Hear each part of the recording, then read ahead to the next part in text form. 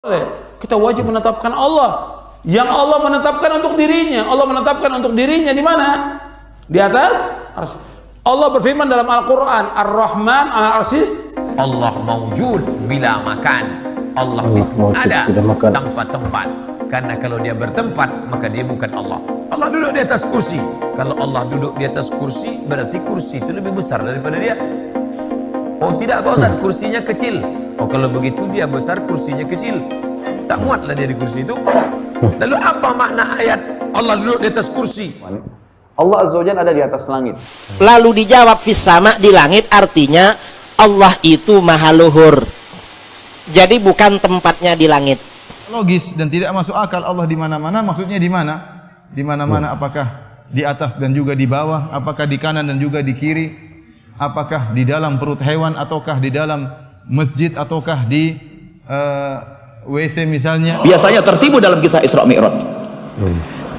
Bertemu dengan Sayyidina Musa, bertemu dengan Sayyidina Isa, bertemu dengan Sayyidina Adam sampai ke langit ketujuh. Allah masih dibebaskan dari sifat-sifat makhluk, dibebaskan dari sifat-sifat makhluk. Tidak boleh sama. Sebab kalau Allah sama dengan makhluk atau di bawah makhluk, itu artinya ketuhanan, sifat uluhiyah Allah itu hilang di situ.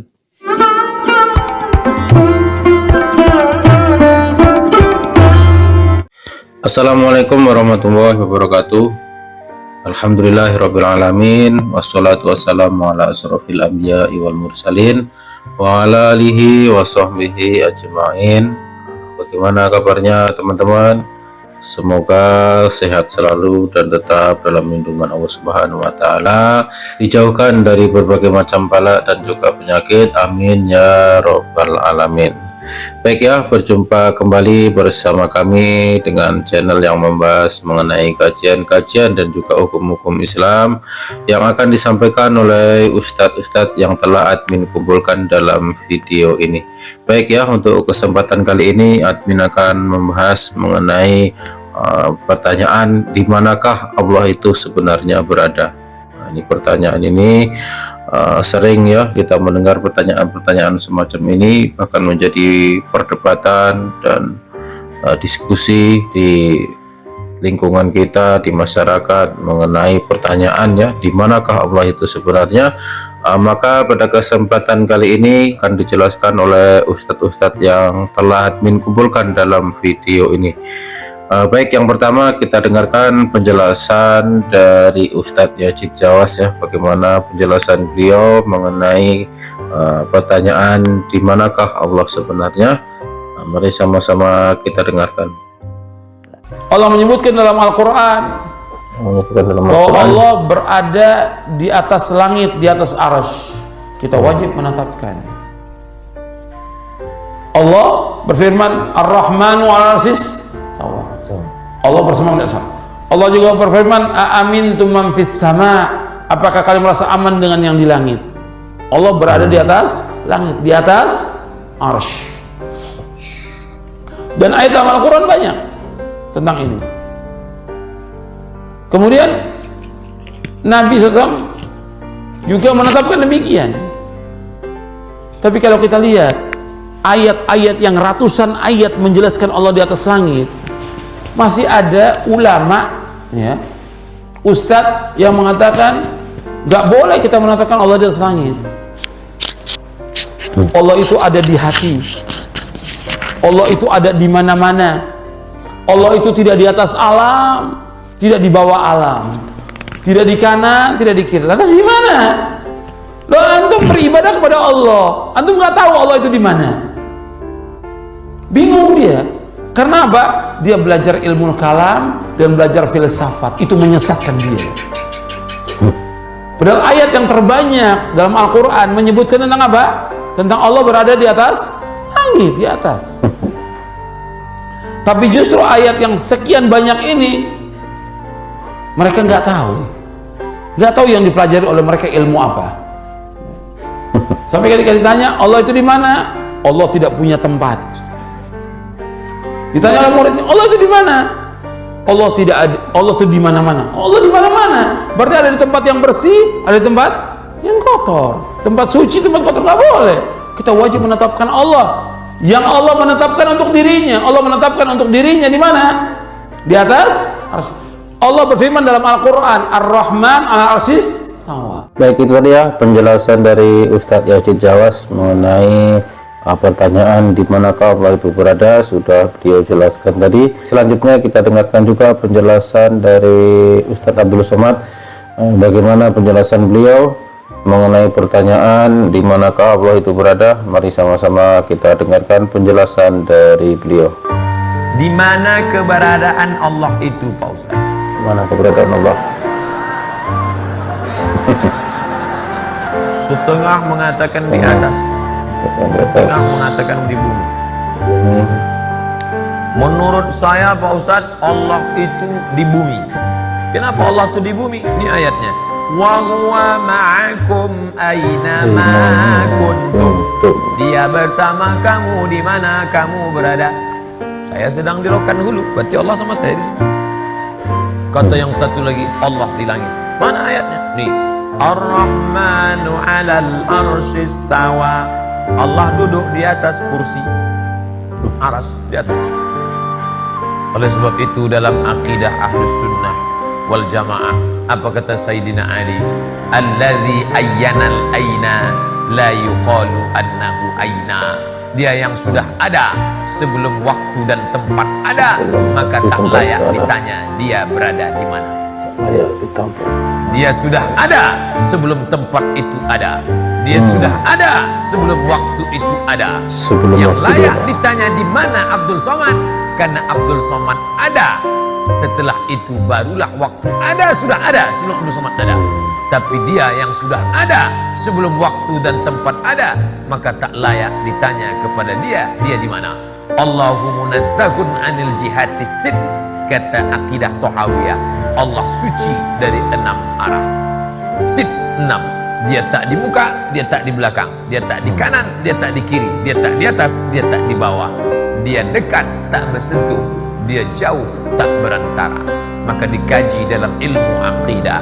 Islam tak lepas dari 3: akidah, syariah, akhlak. Akidah wujud, qidam, baqa, khalafatul hawadis, qiyamuhu binafsi, wahdaniyah, qudrat iradat.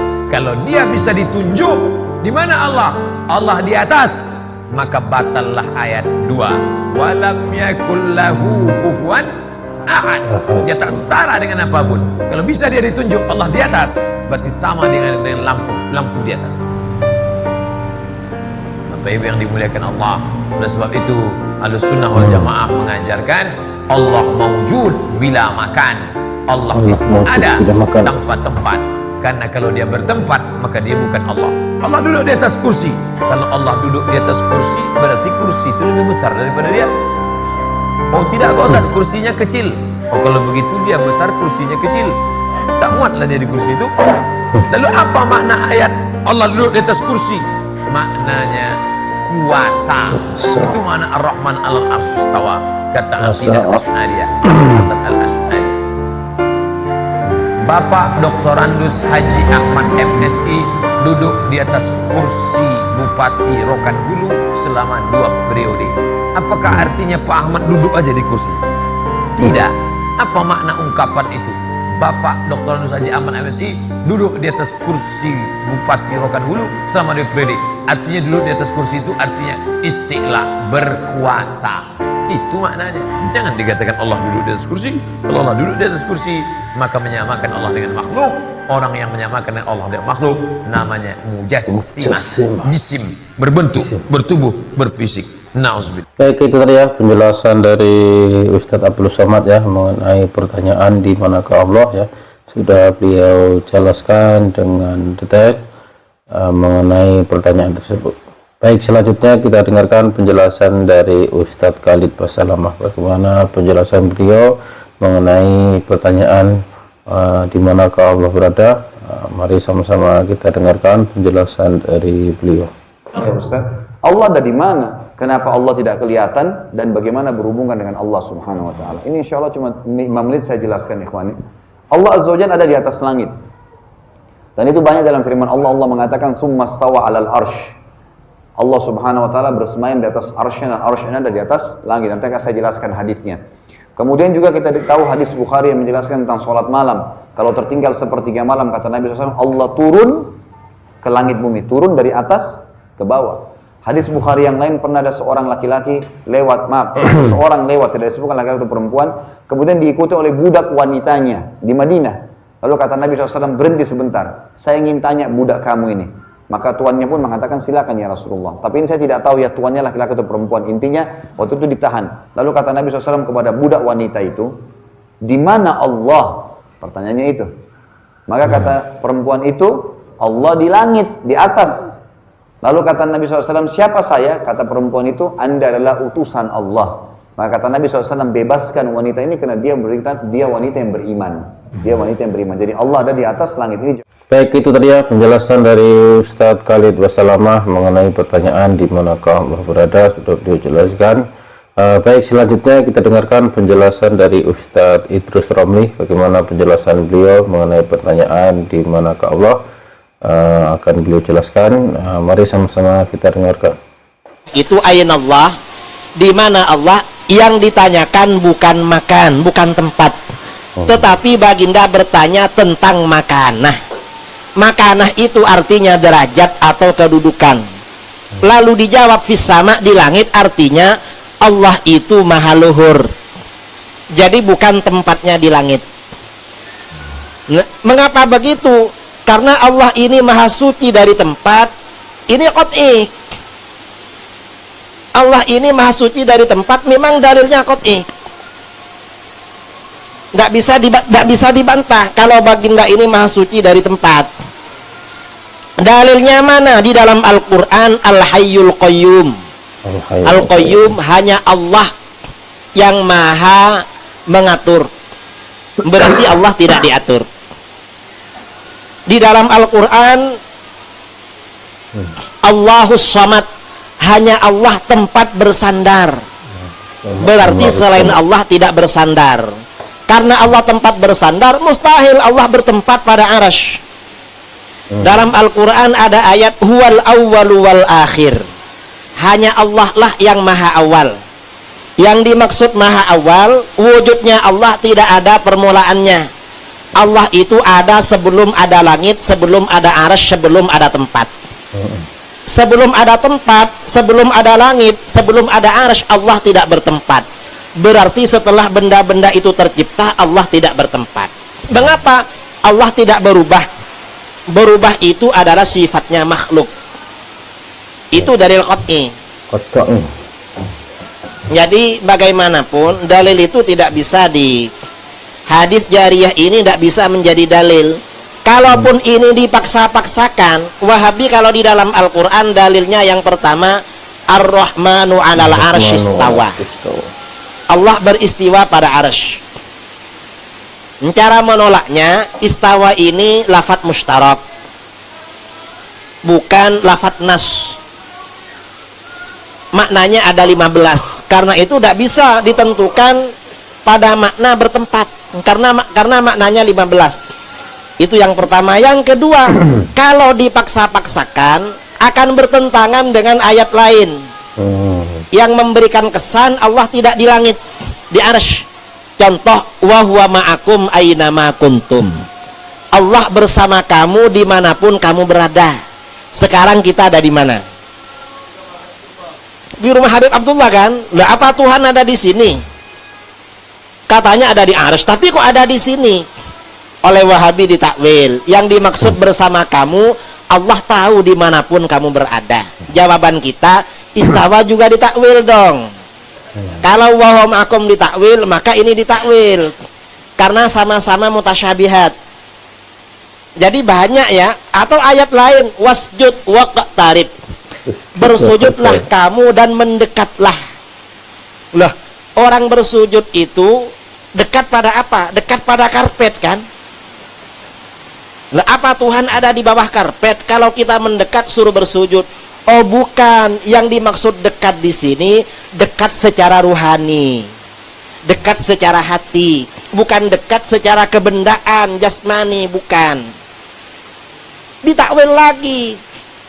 Kalau tidak ditakwil bahaya, makanya istawa ditakwil, wasjud waqtarib juga ditakwil.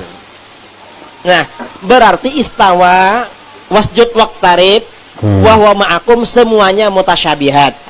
Karena mutasyabihat, maka maknanya harus merujuk kepada yang muhkamat.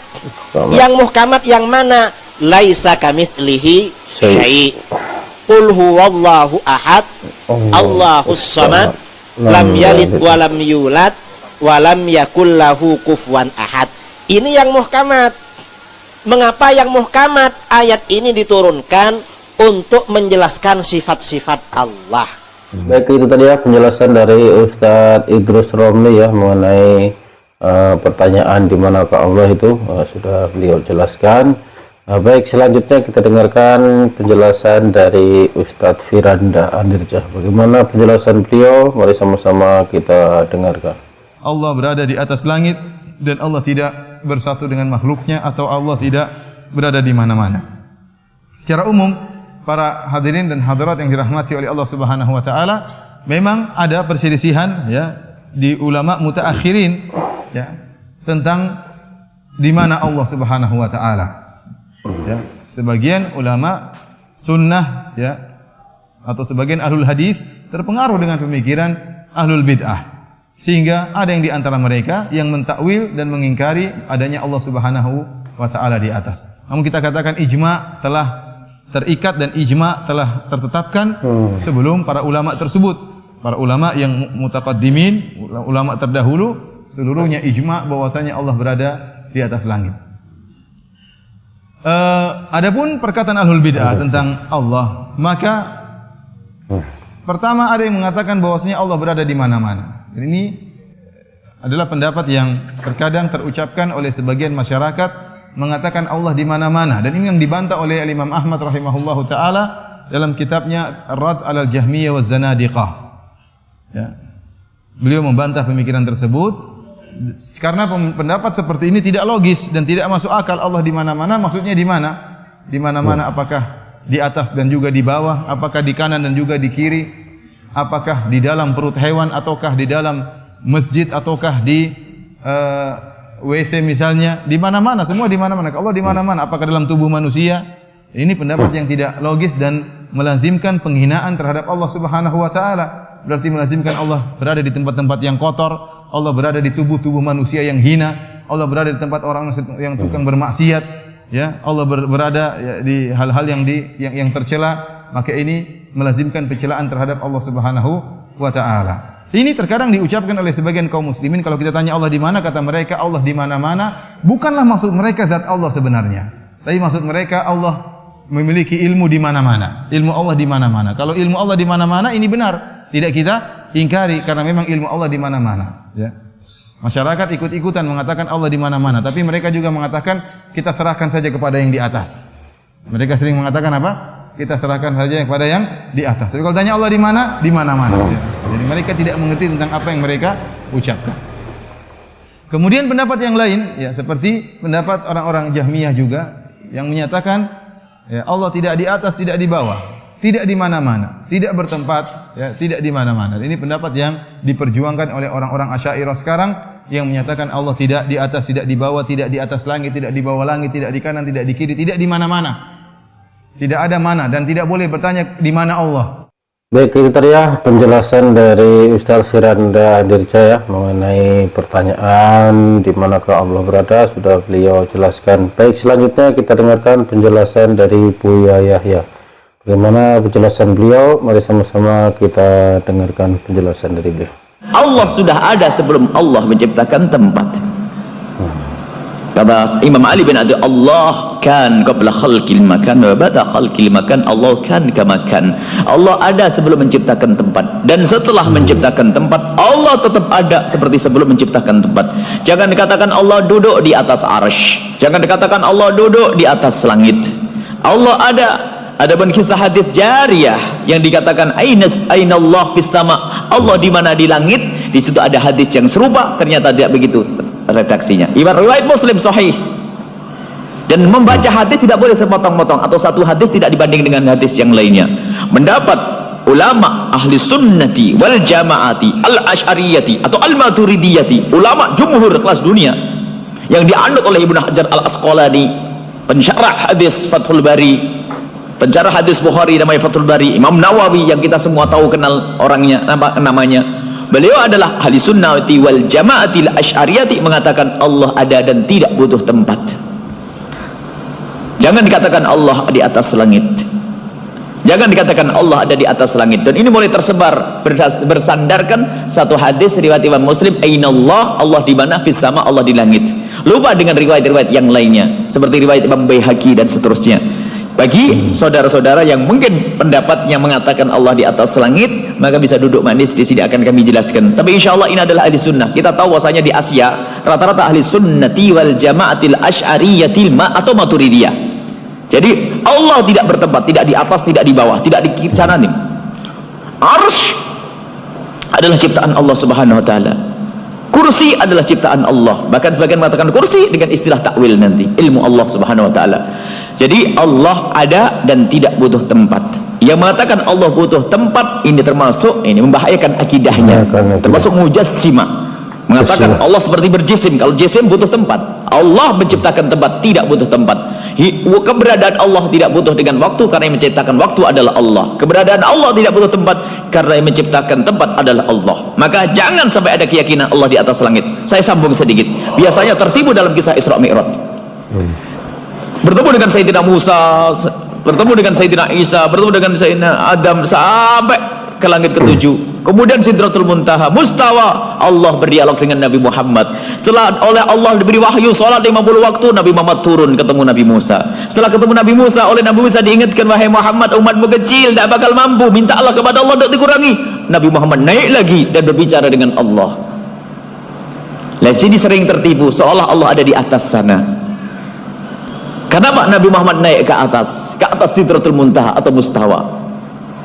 Jawabannya adalah, katailah, mustawa. Sidratul Muntaha di atas lagi, namanya mustawa. Mustawa dan Sidratul Muntaha adalah tempat istimewa untuk Rasulullah, bukan tempatnya Allah. Seperti halnya masjid adalah tempat istimewa untuk kita, bukan karena Allah ada di masjid. Kalau kita ke Ka'bah, bukan karena Allah ada di dalam Ka'bah. Jadi kenapa Nabi Muhammad mau meminta kepada Allah harus naik lagi ke atas langit ketujuh? Karena itu tempat istimewa yang Allah ciptakan untuk Nabi Muhammad agar dikabul doanya. Karena itu tempat suci, Nabi Muhammad naik ke tempat tersebut, bukan karena Allah ada di tempat tersebut. Ini harus dipahamkan. Lalu di mana Allah waktu berbicara dengan Nabi Musa, dengan Rasulullah? Waktu Allah berbicara dengan Rasulullah sama dengan waktu Allah berbicara dengan Nabi Musa. Nabi Musa berada di Bukit Tursina, bukan Allah juga nongkrong di Bukit Tursina. Tidak, Allah ada. Di mana Allah ada? Jangan tanya, karena Allah tidak butuh tempat. Lalu Bukit Tursina, Bukit Tursina adalah tempatnya Nabi Muhammad, tempatnya Nabi Musa, bukan tempatnya Allah. Ini harus dibangun. Ini perlu diskusi. Ini adalah kajian pelik ilmiah. Kalau orang awam nanti tambah bingung, nanti karena jika ada ustadz yang berbeda, bisa duduk manis, karena tujuannya adalah mengembalikan kepada akidah benar, akidah ahli sunnati wal jamaah. Baik, itu tadi ya penjelasan dari Buya Yahya mengenai pertanyaan di mana ke Allah, sudah beliau jelaskan. Nah, selanjutnya yang terakhir kita dengarkan penjelasan dari Ustadz Adi Hidayat. Bagaimana penjelasan beliau? Mari sama-sama kita dengarkan. Di mana Allah di arsy? Bagaimana memahaminya dan sebagainya? Itu semua punya keyakinan Allah itu mujidul wujud. Allah yang paling tinggi, tidak sama dengan makhluk. Karena kaidah dalam ilmu tauhid, ketika akan memahami Allah harus ada kaidah tanzihun min sifatil makhluk. Allah mesti dibebaskan dari sifat-sifat makhluk, dibebaskan dari sifat-sifat makhluk. Tidak boleh sama. Sebab kalau Allah sama dengan makhluk atau di bawah makhluk, itu artinya ketuhanan sifat uluhiyah Allah itu hilang di situ. Makanya kita menolak misal, ya maaf, Tuhan lebih daripada satu. Karena yang lebih daripada satu sifat makhluk. Makhluk itu dilahirkan dan melahirkan. Sedangkan sifat Allah mesti beda dengan makhluk. Lam yalid walam yulad. Jadi ketika ada yang mengakui Tuhan, Tuhannya sempat dilahirkan atau lebih daripada satu, kita tolak. Karena itu sifat makhluk. Apalagi yang lebih lemah daripada makhluk. Misal, baik Tuhan berwujud manusia, mesti pada perbedaan antara manusia dengan Tuhan. Misal Tuhannya dari patung, patung aja dibuat manusia, patung lebih lemah daripada manusia. Bagaimana mau dijadikan sebagai Tuhan? Anda yang bikin, Anda yang nyembah. Nah, bagaimana di sini? Lemah sifatnya di situ. Karena itu ketika beda sifat dengan makhluk, itulah yang disebut dengan khalik.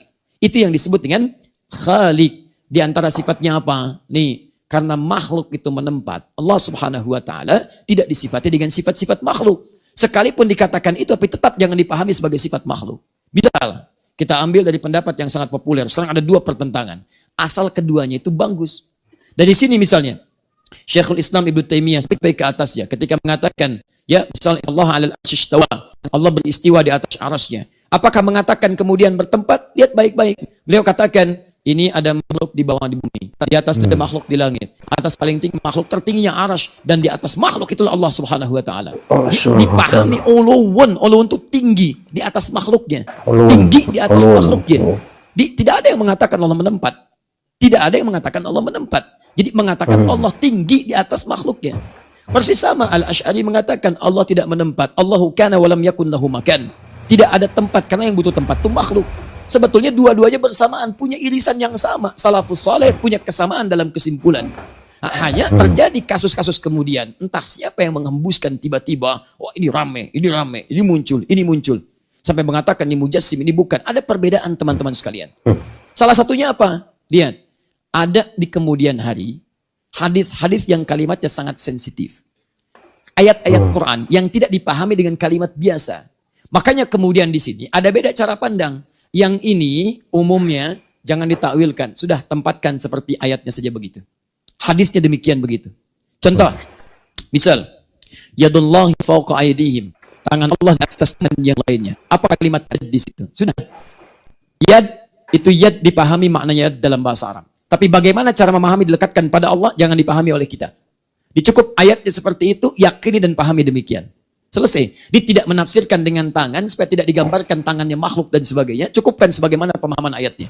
Allahu ma'lumun, Allahu ma'rufun, Allah dikenal, diketahui. Wassu'alu anha bid'atun. Bertanya tentang bagaimana, kaif, di situ memunculkan persoalan yang serius sehingga menghadirkan bid'ah akidah dalam kehidupan. Nah, ada persoalan lain ketika disebutkan, dia bertanya bagaimana. Contoh, saya pernah menyampaikan hadis ini. Yanzilu Rabbuna tabaraka wa ta'ala. Allah Subhanahu wa taala, terjemahan tekstual, turun yanzilu Rabbuna tabaraka wa taala fi thulutsai akhir minal lail ila sama'id dunya. Diterjemahkan tekstual, Allah turun ke langit dunia setiap di sepertiga malam, turun. Tiba-tiba ada yang memahami begini, Ustaz, kalau turun, apakah turun dengan sifatnya atau dengan zatnya? Kalau turun dengan zatnya, bagaimana memahaminya? Misal Ustaz tinggal di Jakarta, ini ada yang di Papua. Papua dengan Jakarta kan bedanya 2 jam Ustaz. Ketika Allah turun di Papua, artinya di Jakarta kan belum subuh. Belum masuk waktu itu. Berarti Allah nggak turun di Jakarta, Ustaz. Ketika kemudian waktu Jakarta muncul sepertiga malam, Papua sudah lewat, Ustaz. Berarti Allah nggak ada di Papua. Bagaimana cara memahaminya? Nah, solusi yang pertama yang ini mengatakan, kamu jangan samakan dengan sifat makhluk. Jangan samakan turun ya turun, tapi atas sifatnya Allah Subhanahu wa taala. Yang ini Al-Asy'ari, pada orang seperti ini itu mesti bantu pemahamannya. Karena orang ini selalu menggambarkan visualisasi, bahaya kalau tergambarkan. Maka berikan solusi. Jika ada kalimat-kalimat seperti itu, takwilkan. Takwilkan itu dibawa kepada makna hakikatnya. Hakikat yang dimaksudkan, inti persoalan di hadis itu yang disampaikan. Contoh, inti hadis tadi apa? Inti hadisnya adalah Allah menurunkan 3 hal. Berupa rahmatnya. Dari rahmat itu, Allah turunkan 3 jenis. 1, mengabulkan semua doa yang dipanjatkan. Awas, hati-hati. Yang kedua, memberikan permintaan setiap yang dimohonkan. Yang ketiga, memberi ampunan setiap yang memohon ampun. Sehingga ditafsirkanlah kalimatnya Allah menurunkan rahmatnya, supaya tidak gambarkan di benaknya itu bagaimana Allah turun dan sebagainya. Inilah metode takwil untuk menghilangkan pemahaman-pemahaman supaya tidak ada menyatu dengan tempat dan dengan jasad. Ada yang menolak, nggak bisa, nggak boleh ditakwilkan, harus begini-begini. Antum nggak mungkin memahami seperti itu karena ada ayat-ayat yang ketika tidak dipahami dengan itu nggak bisa. Misal, nasullaha fanasiyahum. Mereka lupa dengan Allah, Allah pun lupa dengan mereka. Bagaimana antum bisa menisbatkan sifat lupa dengan Allah? Allah lupa dengan mereka. Apakah Allah punya sifat lupa? Oh, jangan dipahami begitu. Serahkan kepada Allah. Oh, Masya Allah, bagaimana menyerahkan kepada Allah? Allah mesti bebas dari sifat lupa. Makanya diterjemahkan dengan terjemah ta'wiliyah. Apa terjemahnya? Allah mengabaikan mereka, mencampakkan mereka. Bukan berarti lupa, karena mereka tidak ingat Allah, diabaikan oleh Allah Subhanahu wa taala. Kita menafikan sifat lupa dari Allah, menerjemahkan dengan kalimat yang senilai dengan keagungan Allah Subhanahu wa taala. Di asalnya prinsipnya sama, Tidak ada kaitan dengan kalimat-kalimat yang muncul perdebatkan sekarang. Karena itu saya sarankan pada Anda, kalau ada perdebatan-perdebatan di kalangan hal yang tidak membuat kita lebih taat, hanya membuat kita kemudian ramai saja, komentar ini, komentar itu, sampai Sun Gokong dibawa-bawa, sampai Awan dibawa, macam-macam dibawa-bawa, dia pun belum tentu paham tentang itu. Ya, makanya saran saya lebih baik tepikan hal demikian. Kemudian kalau ada ulama berpendapat, lihat ulamanya. Kemudian setelah itu sikapi dengan baik, hormati, husnudzan. Baik, itu tadi ya penjelasan dari Ustadz Adi Hidayat mengenai di manakah Allah itu berada ya, sudah beliau jelaskan. Dan juga penjelasan dari Ustadz yang telah admin kumpulkan dari awal sampai akhir ya. Mudah-mudahan bermanfaat bagi kita semua dan juga sebagai penambahan ilmu bagi kita. Buat teman-teman yang mau berdiskusi mengenai pertanyaan di manakah Allah berada, bisa tulis di kolom komentar. Terima kasih. Assalamualaikum warahmatullahi wabarakatuh.